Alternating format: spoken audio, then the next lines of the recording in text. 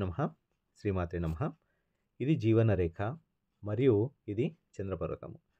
చంద్రపర్వతం పైన ఉన్నటువంటి ఈ మొదటి రేఖ ఏదైతే ఉందో అది విదేశీయానాన్ని సూచిస్తుంది. మరియు ఇక్కడ ఉన్నటువంటి ఈ రెండవ రేఖ అనేది జీవితము, వివాహం తర్వాత చాలా బాగా ఉంటుందనేది సూచిస్తుంది. అంటే మీ యొక్క జీవిత భాగస్వామి నుంచి మీకు అదృష్టం అనేది కలిసి వస్తుంది. అలాగే ఇక్కడ ఉన్నటువంటి ఈ మూడవ రేఖ ఏదైతే ఉందో మీ యొక్క ఎమోషన్స్‌ని సూచిస్తుంది.